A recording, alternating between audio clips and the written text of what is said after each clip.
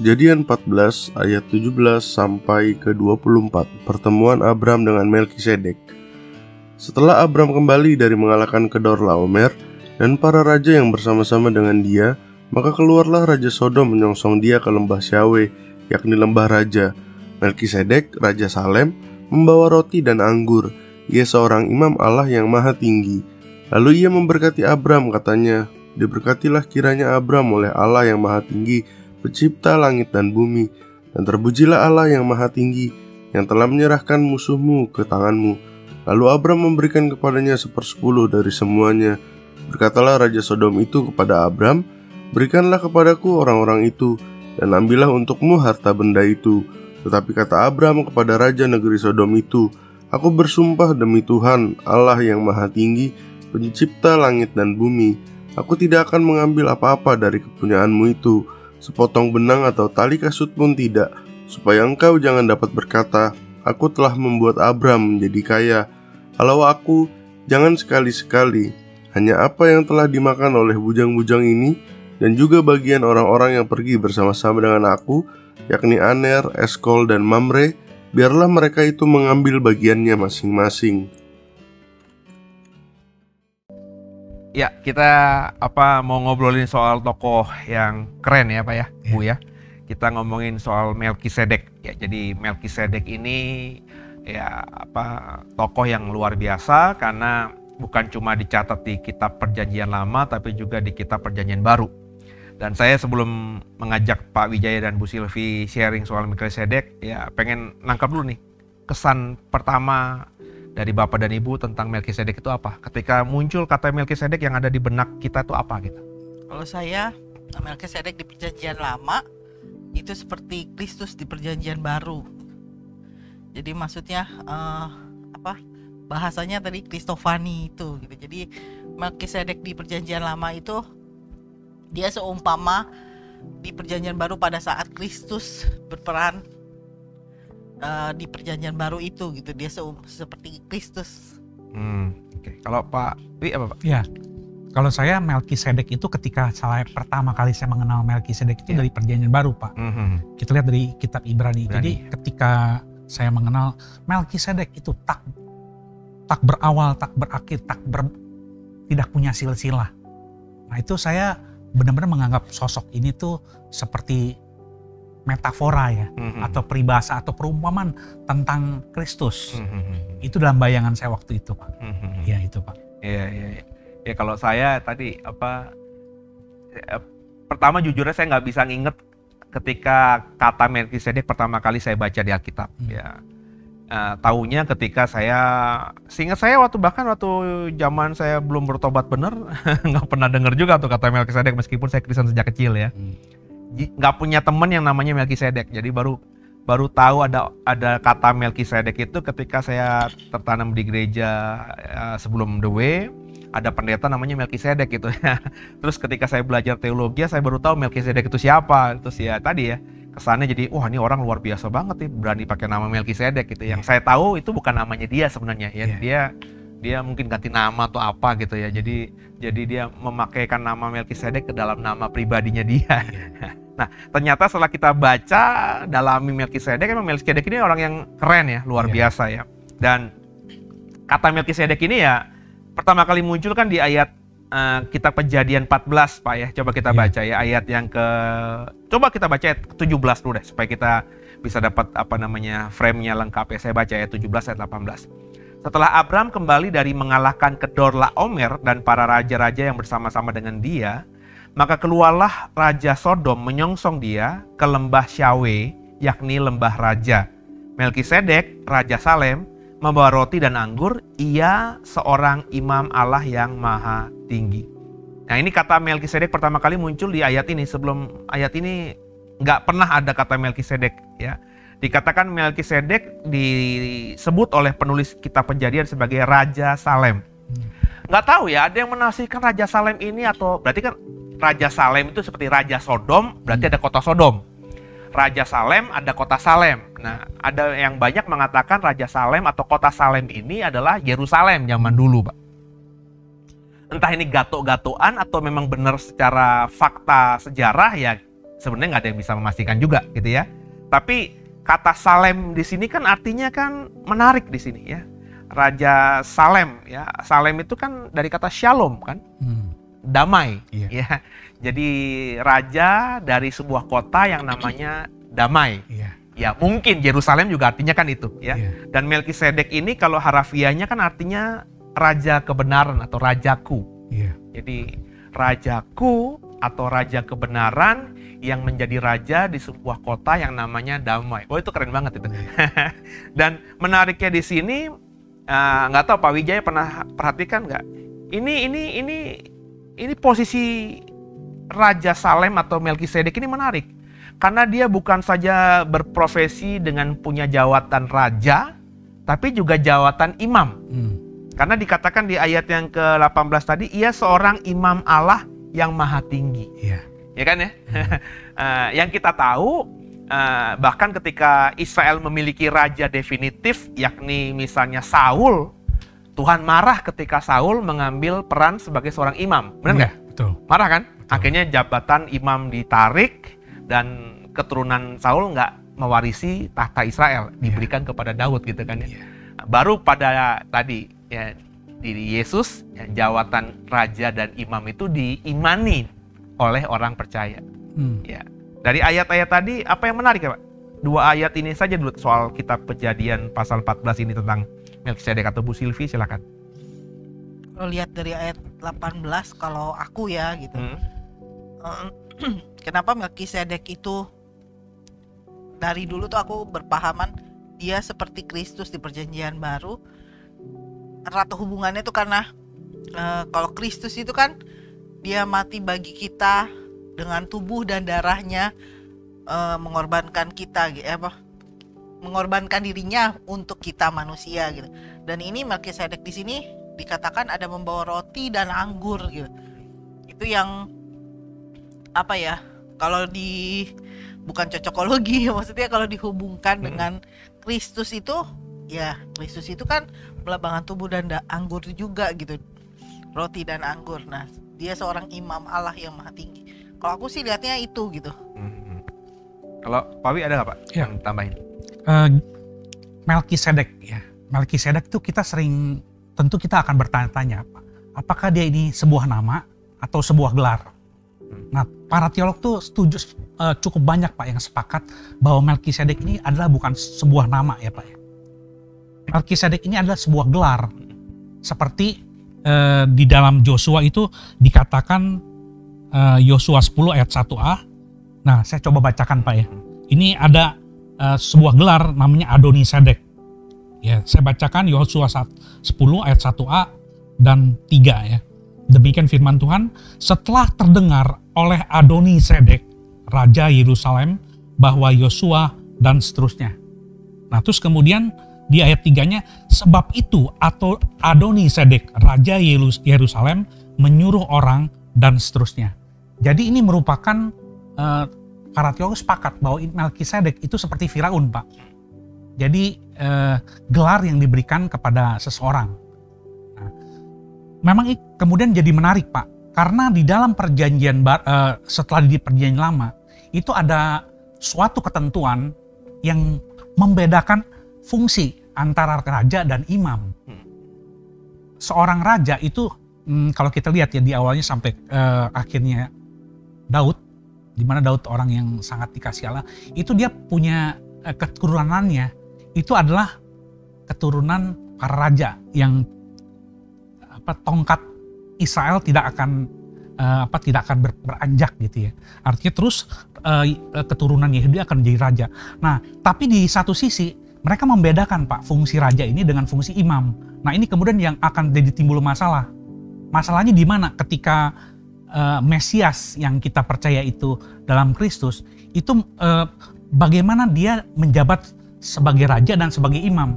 Nah ini yang membuat mereka yang kemudian orang Israel tuh menolak. Nah karena itu di kisah Melkisedek ini merupakan satu pilar nanti yang akan diambil oleh penulis Ibrani ya. Siapa itu Melkisedek? Nah ini, jadi dia seorang raja, tapi juga dia menjadi imam gitu. Dan ini kan benar-benar satu sejarah yang tidak dapat diabaikan oleh orang Israel sendiri, karena ini ditulis oleh Musa kitab ini. Nah gitu Pak. Sebenarnya kalau kita gini ya, kalau saya punya prinsip itu kalau misalnya kita mau menggali seseorang, terutama memang Melkisedek ini, karena Melkisedek ini termasuk tokoh yang kalau saya secara pribadi itu agak sulit untuk bisa mendeskripsikannya. Terlebih ketika kita sudah membaca kitab Kejadian dihubungkan dengan Ibrani. Karena kalau di Ibrani itu sudah muatannya itu iman. Ya, sedangkan kalau ngomongin di kitab Kejadian pasal 14 ini, kalau saya ngebacanya ya ini figur biasa. Lepas dia itu namanya Melkisedek atau itu gelar seperti Firaun, itu bagi saya tidak terlalu penting. Ya, tidak terlalu signifikan. Ya, tapi di pasal 14 ini kita bisa ngebaca apa tidak? Apa Pak Wijaya beda dengan saya bahwa ini real human, orang bener ini, ya. Bukan kalau kita ngomongin Ibrani kan dia tidak berbapak, tidak beribu, gitu kan seperti orang yang ya kalau kita ngomongin Kristus kita sudah mengimani demikian gitu. Tapi Melkisedek yang ada di pasal 14 ini apakah seperti yang dikatakan di Ibrani? Kalau kita mau bacanya fokus di pasal 14 kitab Kejadian ini, ya dia real human gitu, benar-benar orang, ya bukan makhluk roh atau bukan dari antah berantah seperti yang dikatakan di kitab Ibrani ya. Dengan tadi Silvi berkata roti dan anggur, ini menarik juga nih sebelum kita bahas itu Pak. Berarti budaya roti dan anggur itu bahkan jauh ada sebelum momen misalnya orang Israel. Kan anggur dan roti itu bukan bicara tentang perjamuan kudus awalnya ya. Style atau lifestyle, gaya hidup, budaya di mana kalau orang Yahudi berkumpul pasti ada roti dan anggur di situ ya. Dan itu menjadi lebih kuat lagi ketika perayaan Paskah dilakukan, roti tidak tidak beragi ya. Nah, ada anggur di situ. Tapi ternyata jauh sebelum bahkan nenek moyang mereka yang namanya Abraham itu, roti dan anggur itu sudah menjadi budaya di Timur Tengah atau wilayah sekitar Tanah Perjanjian jauh sebelum Israel sebagai bangsa terbentuk ya. Jadi sesuatu yang diwariskan turun-temurun dan akhirnya diadopsi, benar dong? Diadopsi oleh Yahudi dan diadopsi oleh kekristenan dalam hal ini kalau kita mengadopsinya dalam terminologi sakramen perjamuan kudus. Ya. Ada yang menarik di sini bahwa Tuhan itu bisa memakai budaya, Tuhan bisa memakai adat. Ya. Kita bisa perbaharui itu, ya, untuk tujuan kebaikan ya. Kalau Pak Awi sebelum ngomongin tadi yang panjang lebar tadi roti dan anggur karena Silvi ngomong itu gimana? Ada nggak yang bisa ditambahin? Atau Bu Silvi juga tambahin nggak?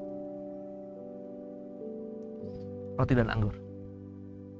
Ya, kenapa identik dengan imam gitu ya? Ya kan kalimatnya kan gitu kan?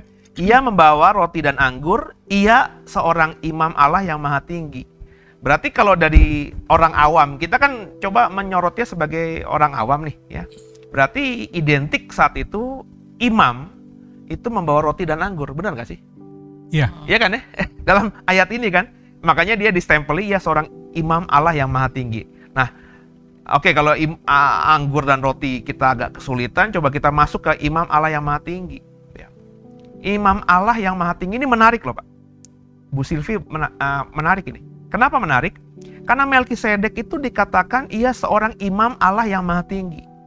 Allah yang maha tingginya, A-nya itu besar, L-L-A-H-nya itu kecil.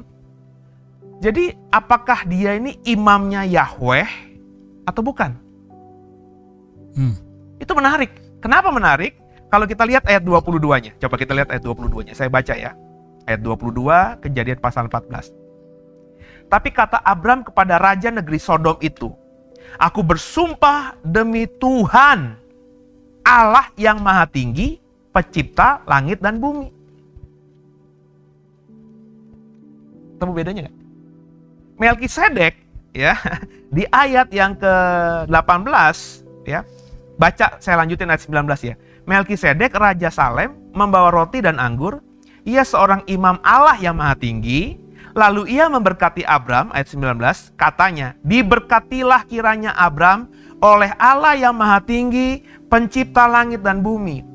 Kalau kita membaca dengan tulus ayat 18, ayat 19, tidak ada indikasi Melkisedek itu melayani Allah yang maha tinggi, pencipta langit dan bumi, dan mengenalnya dalam nama Tuhan, Tuhan atau YHWH atau Yahweh. Ayat 22, Abram beda. Abram berkata kepada Raja Sodom itu, aku bersumpah demi Tuhan besar, Yahweh. Yahweh Elohim, Allah yang maha tinggi, pencipta langit dan bumi.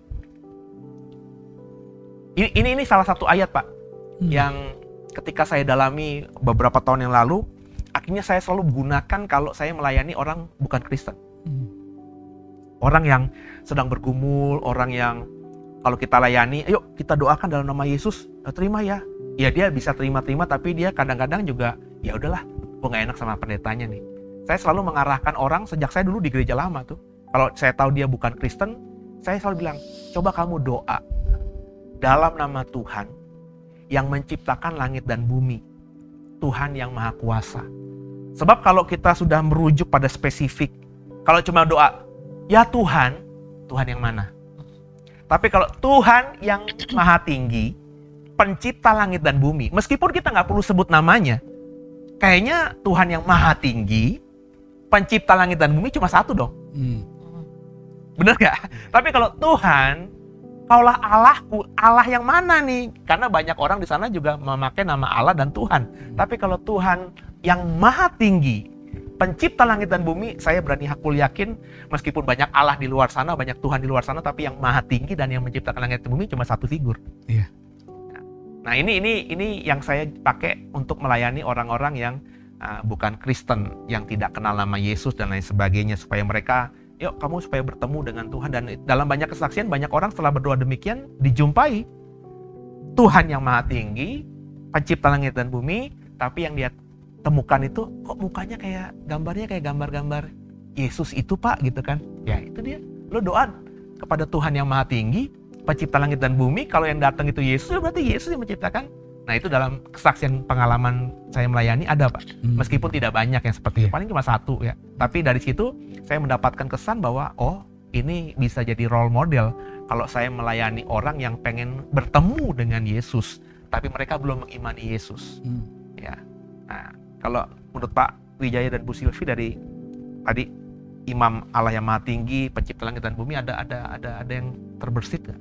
Tadi kan Pak saya ada bilang Melkisedek itu di perjanjian lama ini pure seorang manusia. Ya, maksudnya dia bukannya figuran doang atau apa, tapi benar-benar manusia. Bisa jadi nggak kalau misalnya kehidupan dari Melkisedek ini, kenapa bisa dikatakan seorang imam Allah yang maha tinggi? Karena punya karakter itu yang selaras dengan Kristus gitu. Jadi maksudnya dalam hal kasihnya mungkin gitu. Terus ya pokoknya seperti karakter Kristus gitu. Nah ini kalau kita mau mendalami seseorang di PL, langsung ujuk-ujuk ditarik ke sana terlalu jauh kalau menurut saya. Ya. Mestinya kalau kita belajar mendalami seseorang tokoh di PL, coba kita gali orang ini dulu. Ya, meskipun nanti ketika ada nama ini di perjanjian baru, ya kita bisa hubungkan, tapi kuatkan dulu nih.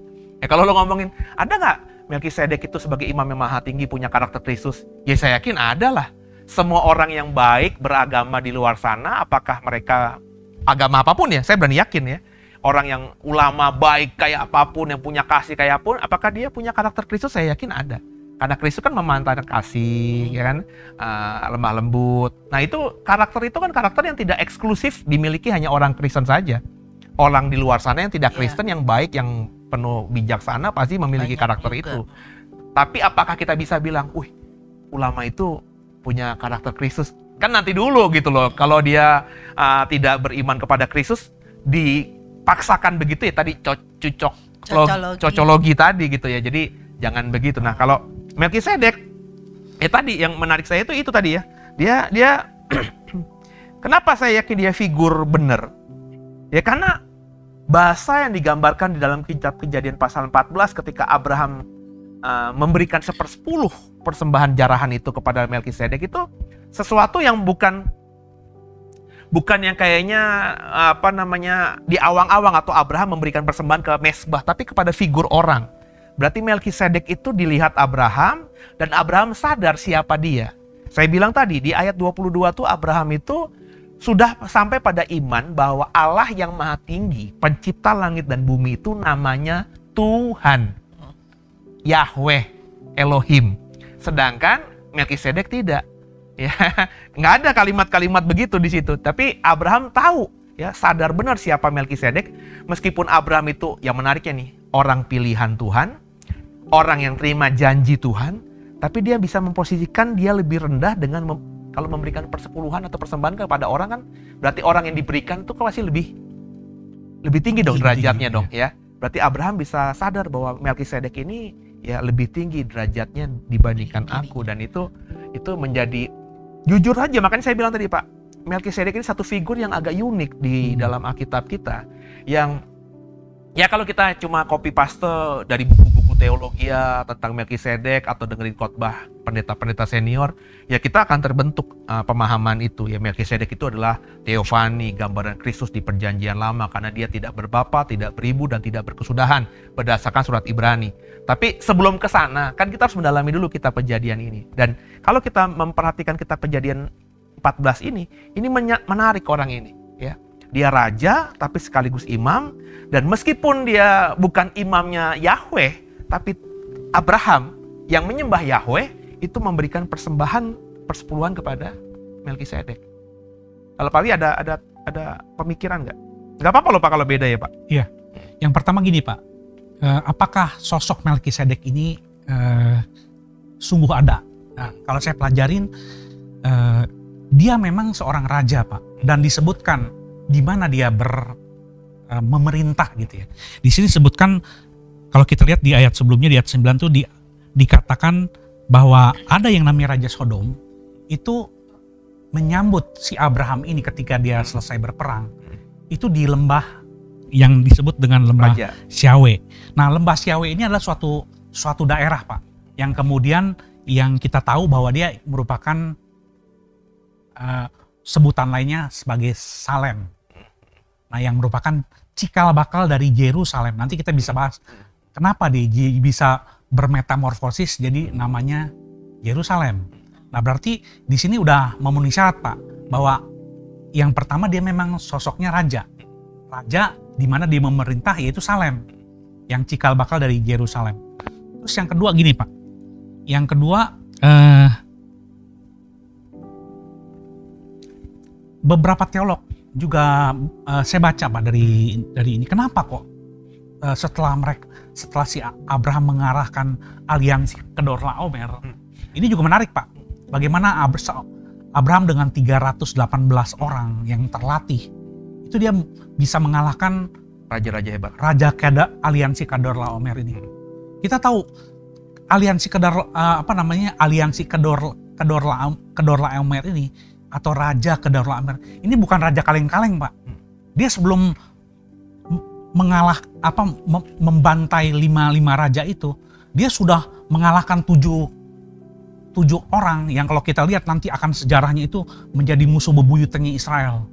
Nah, jadi bagaimana dengan 318 orang yang terlatih pada malam hari dibabat habis itu sampai sisa-sisanya nanti diserbukan.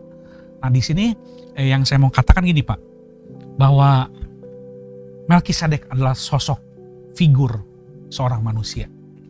Nah, terus bagaimana kemudian Abraham ini memberikan persembahan kepada seseorang yang tentu kalau kita tahu ya, kalau memberikan persembahan itu tentu tingkatannya lebih tinggi. Ya pertama memang si Kedorlaomer ini selain sebagai imam, di mana karena keimamannya itu, karena pelayanannya tadi dengan anggur kan, dengan roti dan anggur melayani untuk memberkati Abraham.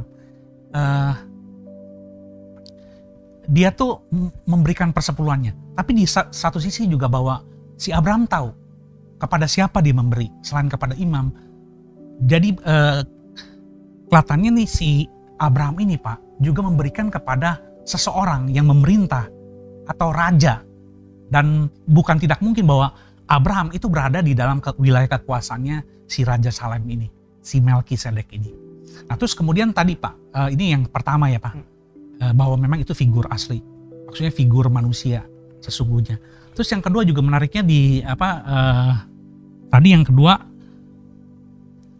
apa Pak tadi pertanyaannya yang kedua, selain dia sosok jabatan imam tadi, imam sama raja tadi. Oh iya. Sebentar, kalau gitu dilewatin dulu. Tadi saya mau ngomong. Ya, jadi intinya kan kita sepakat bahwa kalau kita ngomongin kitab Kejadian 14, Melkisedek itu benar-benar real human. Manusia bener. Figurnya nyata. Soal namanya Melkisedek itu nama pribadi atau nama gelar itu kita nggak usah pusingkan. Tapi dia benar-benar ada. Iya. Ketika Firaun, Firaun kan namanya ada. Ya kita sebut Firaun ya dia benar-benar orang gitu kan. Nah, Melkisedek orang, disebut Raja Salem dengan Pak Wijaya tadi bilang itu lembah raja itu cikal bakal dari Yerusalem nantinya, berarti kan dia punya wilayah kekuasaan. Dan besar kemungkinan kata Pak Wijaya juga kenapa diberikan persembahan kepada Melkisedek karena mungkin Abraham tinggal di wilayah sekitar situ. Ya, selain tentu imam tadi. Nah, yang saya mau katakan kan berarti saya mau tajamkan dari kesimpulan kita ini, Melkisedek itu orang, dia punya wilayah dan dianggap raja, ya, dan dia juga imam. Nah, imam ini tentu mungkin Abraham tidak mungkin ya kalau kita berimajinasi dengan Melkisedek tidak pernah mengatakan dalam kitab Kejadian dia adalah menyembah Yahweh, Tuhan pencipta langit dan bumi. Berarti Abraham juga mungkin tidak tahu secara spesifik, secara pribadi bahwa Tuhan yang kusembah ini ternyata punya imam Melkisedek. Tapi dia melihat figur bahwa orang ini menjadi imam yang benar, imam yang kudus, imam yang tulus. Sehingga akhirnya Abraham ya akhirnya memberikan, ya kalau kita tahu kalau ngomongin persepuluhan itu kan untuk Tuhan. Kalau kita ngomongin nanti setelah Taurat di Sinai kan persepuluhan itu untuk bagiannya Tuhan kan. Diberikannya kepada Melkisedek karena dengan kesadaran tadi. Meskipun Abraham mungkin tidak kenal spesifik siapa Melkisedek, tapi orang ini selain tampilannya raja, tapi juga tampilannya imam. Dan layak menjadi imam yang dia hormati. Sehingga dia berikan itu kepada Melkisedek. Nah, ini yang kita bisa capture di dalam kitab Kejadian soal Melkisedek. Benar ya? Betul. Ada yang lain di kitab Kejadian ini? Oh iya, tadi Pak, isunya yang tadi, pertanyaan yang saya mau jawab tadi, yang kedua, yang tadi saya sempat tersendat. Itu tadi kan ada, Bapak sempat melontarkan pertanyaan kedua. Apakah Melkisedek ini itu memiliki siapa Allah dia? Kan karena penulisannya berbeda ya Pak. Dan memang kalau kita pelajari kitab Kejadian sendiri dalam konteks ayat ini, dia meneruskan imam dari Allah yang maha tinggi. Nah, jadi apakah Allahnya sama nih dengan Allah Yahweh? Ya kan? Nah, kalau kita pelajarin atau kalau kita baca baik-baik di ayat selanjutnya, Imam Abraham ini, Imam Melkisedek ini dia membawa roti dan anggur. Untuk apa? Memberkati Abraham. Dan kita bisa baca Pak, bagaimana apakah dia menyembah Allah yang sama? Karena dia menyebutnya El Elyon Pak. Kalau kita lihat ya, saya bacakan Pak ya. Ini yang mengucapkan adalah Imam Melkisedek loh. Yang dia bilang Tuhan Imam Allah yang maha tinggi. Kenapa saya bilang Imam Allahnya Allah Yahweh? Karena dia berkata begini, diberkatilah kiranya Abraham oleh Allah yang maha tinggi, pencipta langit dan bumi. Dan terpujilah Allah yang maha tinggi yang telah menyerahkan musuhmu ke tanganmu. Nah gitu. Jadi mungkin. Iya, tapi sebutan El Elyon itu sebutan yang bukan ya kalau kita ngomongin Alkitab spesifik kepada Yahweh kita. Tapi kata El itu kan hal yang biasa diucapkan oleh orang-orang di sekitar itu untuk menyebut nama Allah mereka, Pak. Iya. Bener dong? Iya. Iya kan? Kayak contohnya nih ya, orang di Timur Tengah itu pakai nama Allah. Iya. Ya, Allahnya mereka, ya kalau kita ngomongin dengan Allah kita, akhirnya kita bisa berpikir apakah sama? Iya. Tapi sama-sama kita memakai nama Allah untuk menyebut Tuhan kita. Iya. Gitu kan? Nah, jadi Elyon itu Allah yang Maha Tinggi itu yang disebut oleh Melkisedek sebagai Tuhan dia, sehingga dia mengaku adalah imam Allah yang Maha Tinggi itu. Pertanyaannya, apakah ketika dia melayani Allah yang Maha Tinggi itu, Melkisedek secara pribadi itu sudah punya persepsi atau pemahaman bahwa Allah yang dia layani itu adalah Elohim atau Yahweh, sama seperti Abraham. Itu yang saya bilang besar kemungkinan. Kalau kita rujuknya ini ya, nanti Ibrani kan. Iya. Ini saya bukan sesat ini. Oh iya. Jadi kita lagi ngomongin ini dulu. Nanti kalau kita sudah paparkan dengan Ibrani, kita bisa ketemu nih benang merahnya. Iya. Kalau kita ngomong ini besar kemungkinan Melkisedek mungkin ya dia melayani Allah yang Maha Tinggi, pencipta langit dan bumi, tapi dia belum mengenal Yahweh Tuhan itu. Iya. Seperti Tuhan Yahweh menjumpai pribadi Abraham. Iya. Sehingga Abraham di ayat 22 bisa mengatakan bahwa Allah yang Maha Tinggi, pencipta langit dan bumi adalah Tuhan. Iya. Nangkap ya Pak ya? Iya, iya. Nah ini di kitab Kejadian yang saya mengerti soal Melkisedek ya seperti ini. Iya. Baru nanti pandangan saya soal Melkisedek ini akhirnya ya galau kalut gara-gara Ibrani, Pak. Iya, iya. Ya kan ya? Coba kita buka Ibrani yuk. Ya. Ini menarik ini. Dan akhirnya kita bisa ketemu ya dari pemahaman Kejadian tadi dihubungkan dengan Ibrani, karena kita tahu dong Ibrani juga adalah kitab firman Tuhan dong. Nggak mungkin salah kan. Nah, gimana kita menyelaraskan tuh Ibrani pasal 5 sampai 7 sebenarnya banyak ya. Ada beberapa nama Melkisedek disebutkan di situ. Ya, coba kita lihat Ibrani pasal kelima ayat 6 aja dulu deh. Ya, ini kutipan dari penulis surat Ibrani terhadap Mazmur 110 ayat 4 tentang Daud bicara mengenai tuannya. Ya. Sebagaimana firman-Nya dalam satu nas lain, Ibrani pasal 5 ayat 6, engkau adalah imam untuk selama-lamanya menurut peraturan Melkisedek. Nah, disinilah mulai Ibrani mengutip kata Melkisedek dalam pengajarannya. Kemudian ada lagi muncul beberapa sampai akhirnya yang paling menarik itu di pasal 6 ayat 20. Ya, coba Silvi baca. Ibrani pasal 6 ayat 20. Di mana Yesus telah masuk sebagai perintis bagi kita ketika ia menurut peraturan Melkisedek menjadi imam besar sampai selama-lamanya. Nah, Ibrani mengutip Kejadian bahwa Melkisedek itu imam, ya, untuk selama-lamanya. Tadinya kan nggak ada di kitab Kejadian, nggak ada kan? Imam untuk selama-lamanya, dan ada kalimat peraturan keimaman Melkisedek. Untuk diberikan stempel itu, jabatan imam besar itu kepada Yesus. Ya. Dari sini saya masih oke lah ya. Oke. Yesus adalah imam seperti Melkisedek, karena Melkisedek adalah imam Allah yang Maha Tinggi, Yesus ya tentulah imam yang Maha Tinggi. Nah, saya bisa mengerti. Nah, mulai akhirnya tadi ya, akhirnya kita bisa memahami Melkisedek itu dalam dunia teologi teofaninya dari kristofaninya dari Kristus ya. Di pasal 7 ayat 3. Coba baca yang. Ia tidak coba dari ayat 2 dulu. Dari ayat 1 deh, ayat 1 sampai 3. Ibrani 7 ayat 1 sampai 3. Sebab Melkisedek adalah Raja Salem. Sama ya, kayak Kejadian pasal 14 ya, Raja Salem ya. Dan imam Allah yang Maha Tinggi. Sama ya. Persis kalimatnya. Kemudian ia pergi menyongsong Abraham ketika Abraham kembali dari mengalahkan raja-raja dan memberkati dia. Ya, sama.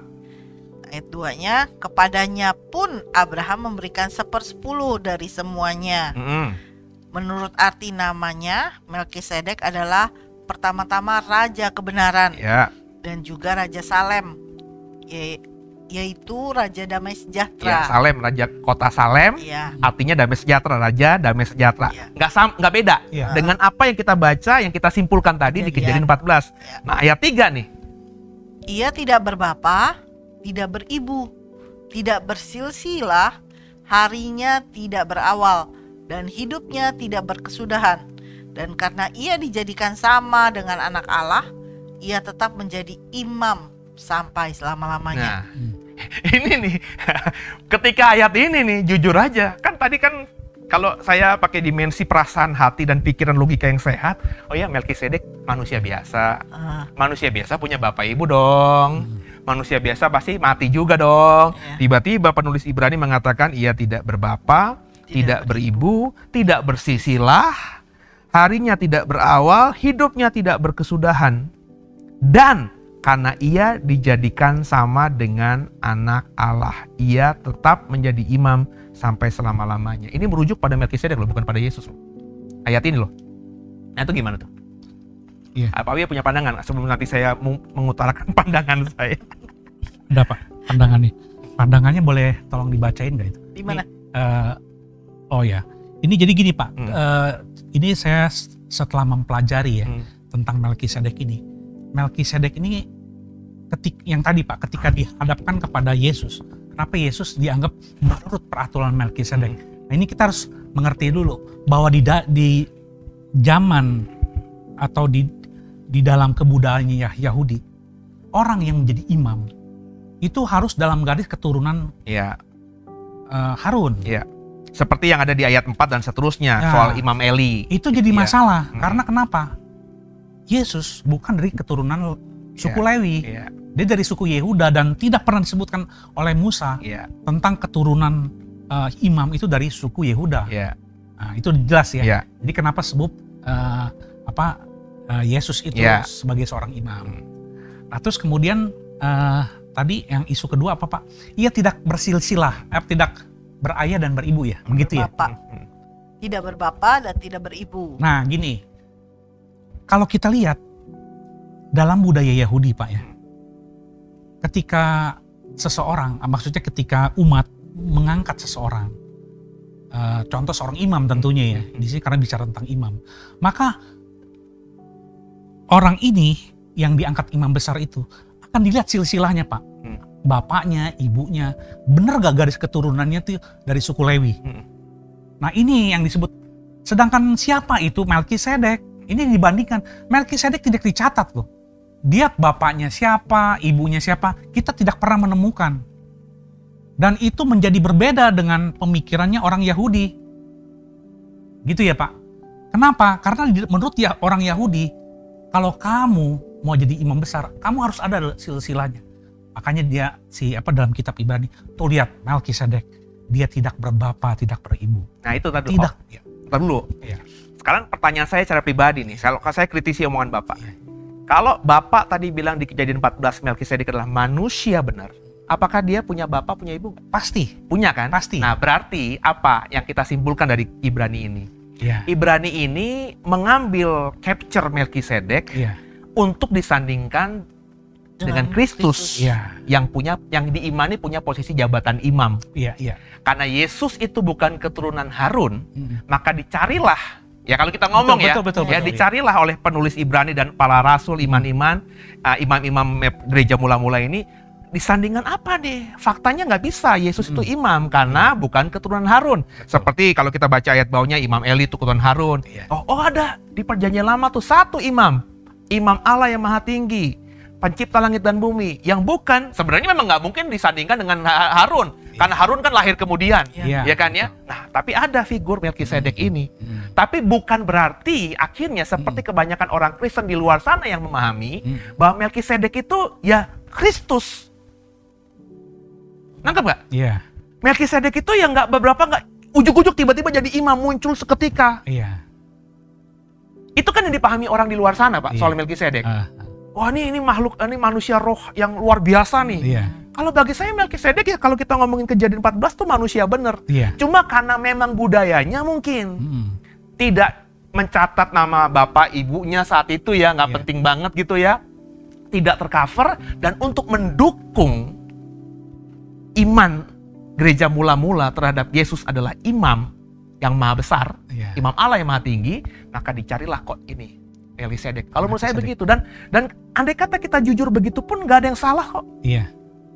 Alih-alih daripada kita mengatakan, karena saya pernah dengar khotbah begitu Pak, Melkisedek ini ini adalah Kristus di perjanjian lama. Nah, itu yang... Orang awam dengernya, wow, berarti Kristus itu pernah muncul di perjanjian lama, ujuk-ujuk berhadapan dengan Abraham.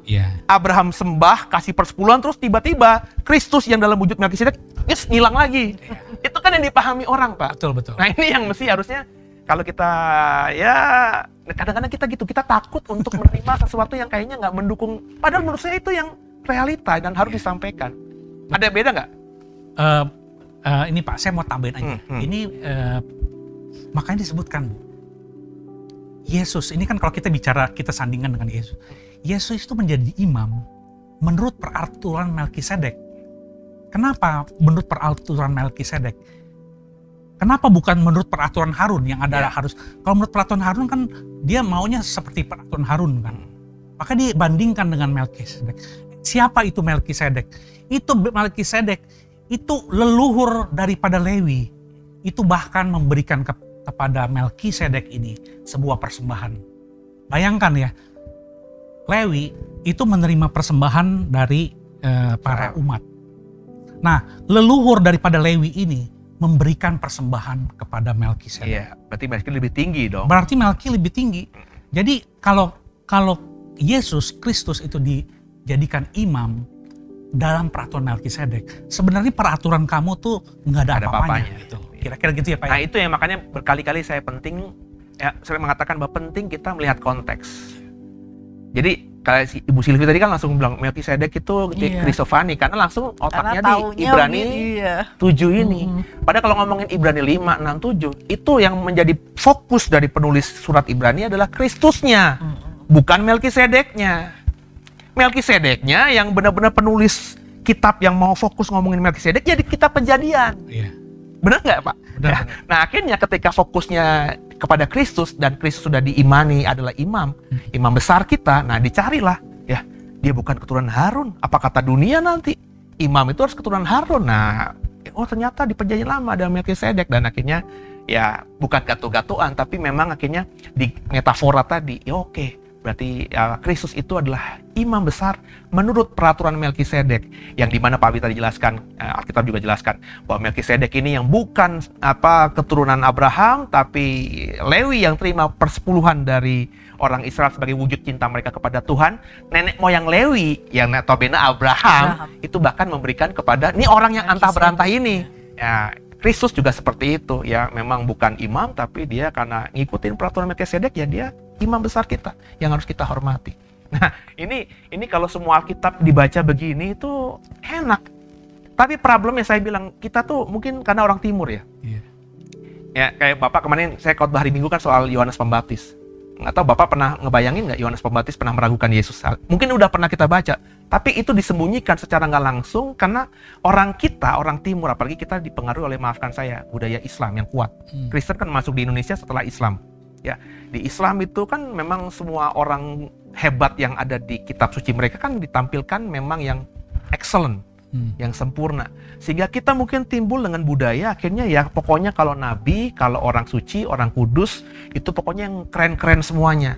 Sehingga kita tidak bisa menerima ketika Alkitab kita mengatakan ya, atau mungkin menyembunyikan bahwa ada fakta-fakta yang wah, nanti kalau gue ngomong begini, Melkisedek itu manusia biasa, nanti dibilangnya Yesus manusia biasa. Nah, padahal nggak ada urusannya ini. Ya, Melkisedek itu dihubungkan dengan Yesus itu hanya dalam jabatan imam besar saja, bukan sebagai Tuhan dan juru selamat gitu. Ya. Tapi orang kan memang, wah, kalau Melkisedek itu punya bapak, punya ibu, berarti Ibrani ini salah gitu kan ya. Yesus juga berarti manusia biasa. Nah, ini kan yang konyol, Pak. Itu yang mestinya kita butuh kedewasaan. Kalau menurut saya kita butuh kedewasaan lebih sebagai orang percaya untuk membaca Alkitab dengan terangnya Tuhan, dengan objektif. Ada yang lain nggak soal Melkisedek yang menarik? Ada. Jadi ya tadi ya kalau bagi saya ya jelas bahwa Melkisedek itu adalah figur yang luar biasa ya gambaran di dalam kitab Kejadian yang digenapi atau ditajamkan oleh penulis Ibrani bahwa Abraham saja orang yang dipilih Tuhan, orang yang dijumpai Tuhan, orang yang menjadi sahabatnya Allah sehingga dia tahu nama Allah pencipta langit dan bumi dengan menyebutnya sebagai Tuhan Yahweh, itu masih respect kepada Melkisedek ini. ya. Dan kalau kita memahami itu, maka kalau Bapak Ibu mengimani Yesus kita itu luar biasa, ya Bapak Ibu harus tempatkan Yesus lebih dari segala-galanya. Bahkan lebih daripada pengajaran, dari teologi, ya, dari saya, Pak Wijaya, Bu Silvi yang ngakunya pendeta, ya Yesus harus lebih ditinggikan karena dia memang seperti Melkisedek tadi. Tapi bukan berarti dari kita ngebahas ini Bapak Ibu punya pemikiran Melkisedek itu alien gitu ya, nggak punya bapak, nggak punya ibu, terus dia nggak mati-mati gitu ya, enggak ya. Melkisedek saya yakin dia punya waktunya sendiri ya. Cuma matinya kapan mungkin tidak dicatat karena dalam sejarah Israel cerita dia cuma di situ doang, di Kejadian 14, nggak ada di tempat lain karena bukan menjadi sejarah dari darahnya Abraham, sehingga tidak mungkin oleh Musa, tidak terlalu fokus di sana, hanya di Kejadian 14 saja. Tapi rupanya oleh penulis Ibrani ya ribuan tahun berikutnya menjadi penting figur ini karena tadi ya, untuk menjelaskan bagaimana kita orang Kristen mengimani Yesus adalah imam besar, sehingga kita nggak butuh imam-imam lainnya menjadi perantara kita dengan Tuhan. Benar nggak? Hanya kepada Yesus, selesai. Yesuslah yang nanti akan jadi pembela kita, menjadi juru bicara kita, pensyafaat kita. Aduh, keren banget ya. Jadi semoga dipahami ya, supaya kita tidak salah lagi dalam memahami soal Melkisedek. Tambahan terakhir dari Pak Wi atau Bu Silvi ada? Sebelum saya kita makasih, paling nggak dengan penjelasan ini jadi tahu gitu. Melkisedek itu siapa, korelasinya dengan perjanjian baru seperti apa. Jujur baru ngeh gitu.